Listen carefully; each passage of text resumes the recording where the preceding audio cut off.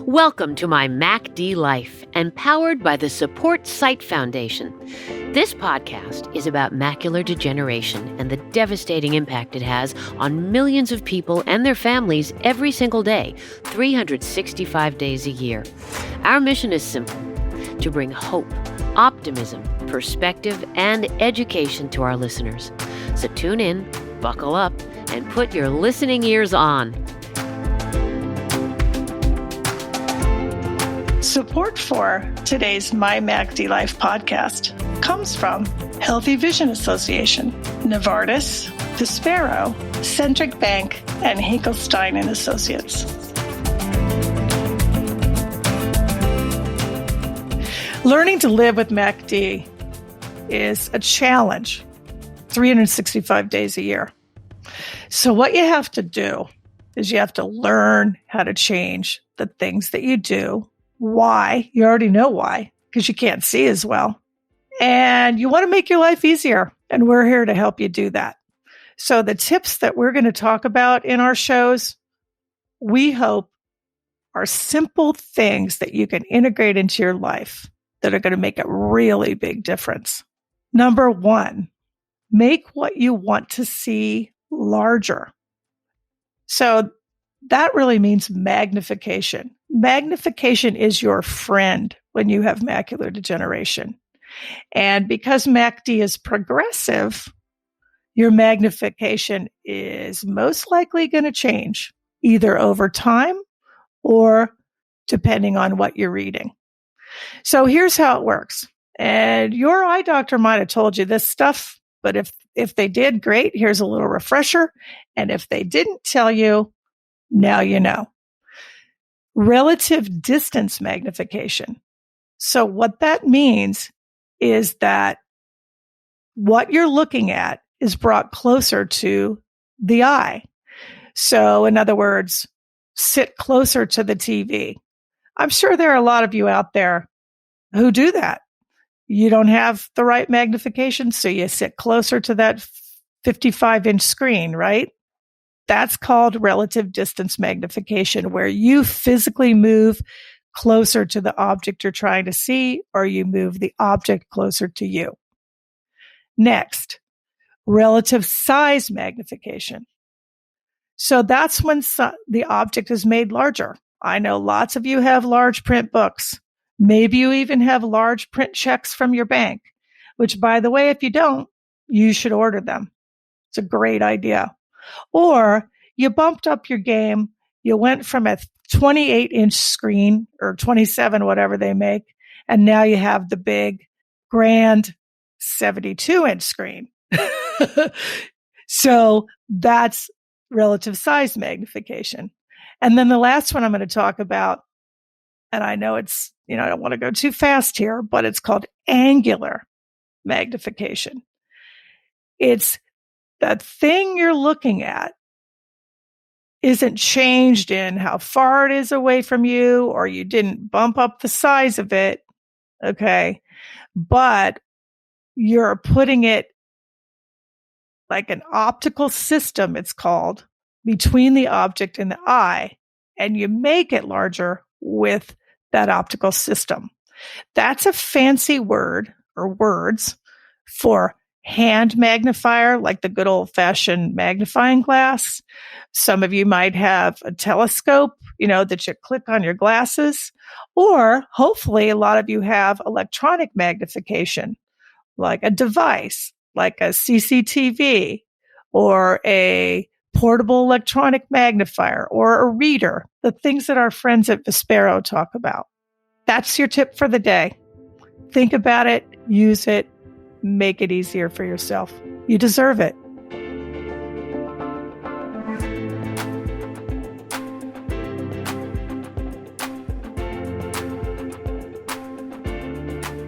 Tips to live more independently with macular degeneration. What you have to do is enhance the contrast between what you want to see and your surroundings. A lot of you know, and you make your choices, what works for you. It's really individualized, but you see better with more contrast. The more contrast, the easier. So here's a couple of really good examples. One is in the kitchen, for example, make sure that your dishes are solid. All right. There's no heavy pattern. There's not a lot going on in the background. Make sure that if you're eating something that is lighter in color, choose a darker bowl, choose a darker plate. So there's contrast there and you can better see the food you're eating. Also, I can tell you how many times I talk to people about this and they never even thought of it this way, but putting liquid into a glass or a mug or a cup is hard to do, right? You all know it. It's hard to see. It's hard to line it up. So if you're drinking water, have a dark glass. Use a dark mug. If you're drinking soda that's dark, use a clear glass. Okay. Use a lighter glass. Again, the contrast is what's key here. And it does make it significantly easier to pour out of a pitcher, to pour out of a bottle, and to find your food. I hope that'll help. Simple to do. We want to make your life easier. And we'll have more after this. Thank you.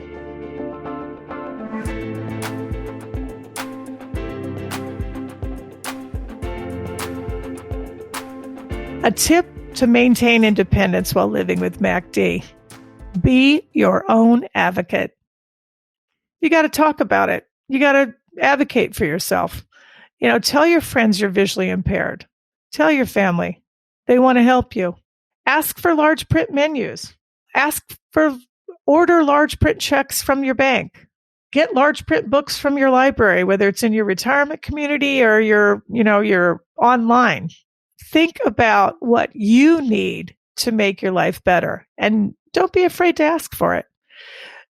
Understand, and I hope our listeners and our crew out there of supporters and family and fans understand that there's a lot of community resources, no matter where you live.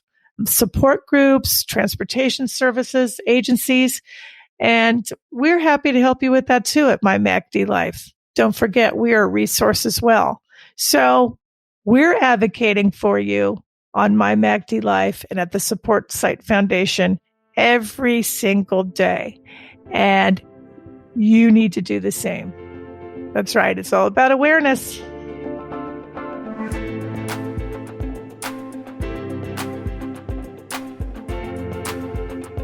Tips to help maintain independence living with macular degeneration are all about making your life easier.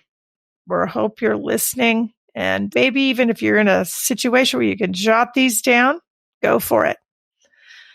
Again, we're going to talk about the correct magnification.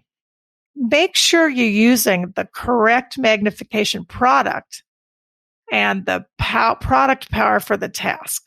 All right. So you got to think about what you're doing at the time. I always say, you don't cut a steak with a butter knife, right? Well, the same rule applies here. Not all magnifiers are the same. That's pretty profound, isn't it, Sean? It is. And my dad has a great saying. He always taught me, it's not the job, it's having the right tool. You got that right. So using the wrong power magnifier will result in failure. How many of you out there have done that? You grab your 3x magnifying glass, all right, and you still can't read what you're trying to read, okay? And that's frustrating. And the frustration comes from not having the right tool for the task. So it's really important to figure out what you're trying to do and then have the tool to do it with, like Sean said. Second of all, we recommend that you have your eye doctor prescribe the correct magnifier or eyeglasses or telescope for reading or for the task that you're doing. Talk to them. Tell them what you're trying to accomplish. It's a relationship and they can prescribe things that are going to help you. But if you don't tell them what you're trying to do, it's really hard for them to do that. So have that conversation with your doc the next time you're there. You'll be glad you did. Sean, what do you have to say about magnification? It's a hot topic right now. It is, and it's something that's very near and dear to my heart because my wife suffers from low vision. And so I think it's really critically important to learn to use your magnification products correctly. A lot of people think, you pull out a device out of the box, you hook it up, you plug it in, push go, and boom, right? But it doesn't really work that way in real life. What really is important is that you have to realize that it takes practice and patience. And so I've seen my wife make remarkable progress with her reader because she was willing to practice and take her time with it and to have patience. And now on a daily basis, it's reading documents, all sorts of amazing things. So it's really changed the quality of her life by being able to use those readers. But it did take practice and patience in the beginning. So the key, that's awesome, Sean. The key to this, folks, is, and a lot of you are out there are doing this, but we just want to encourage you to keep practicing and have patience with yourself and use the right magnification for the task. That's all. That's the takeaway for today. Thanks for joining us.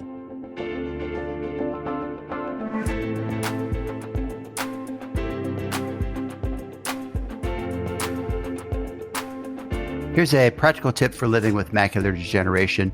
Learn to use your eyes more efficiently. Learn to use a more peripheral part of your retina to see more clearly.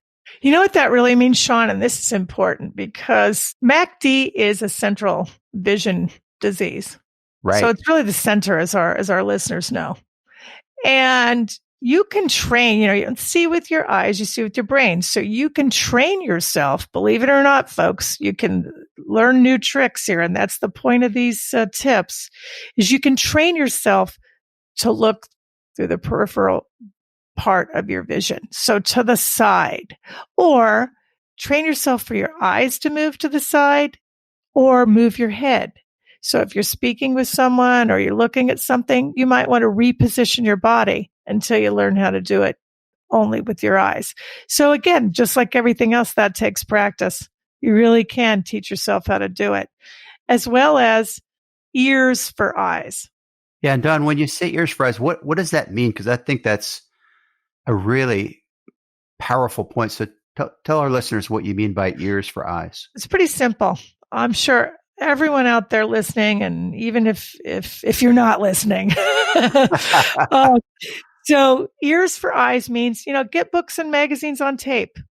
There's a incredible audio library available. There's all kinds of audio books available through Amazon and iTunes and all that jazz. I'm sure folks out there are doing that. And also, there are gadgets out there like talking watches. A lot of people have trouble seeing their watch.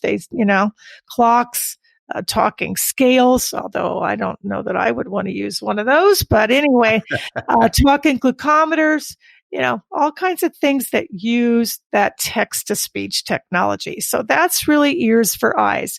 And you can do that, at any point of your vision loss, whether you've just started to lose your vision, your eyes get tired. So use your ears. And Don, I've often thought about how fortunate we are in the modern world that all these things are available to us. That's right. So everyone out there, remember, ears for eyes, and try to train yourself to use your peripheral vision. Thanks. This program is empowered by the Support Sight Foundation. The Support Sight Foundation mission is to save sight for millions of people who suffer from age-related macular degeneration, AMD, and lose their precious vision. As a 501c3 public charity, our goal is to provide patient education and access to low vision resources to help individuals, families, and caregivers whose lives are severely impacted by AMD. We place a high priority on connecting with people, their families, and loved ones who live with the daily struggle of impaired vision. The Support Sight Foundation funds innovative research projects conducted by the top scientists in the field who are on a path to discover effective new tools, technology, and treatments for people like you with vision loss. The Support Site Foundation, supportsite.org, supportsight.org, or call us at 888-681-8773 and connect with us on social media. Thank you.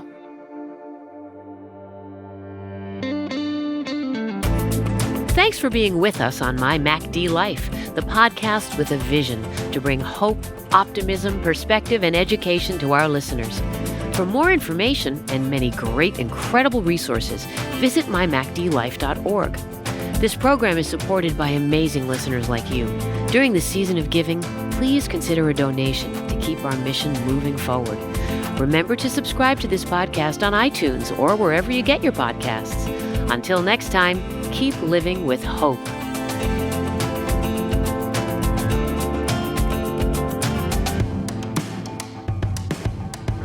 MyMacDLife. MyMacDLife.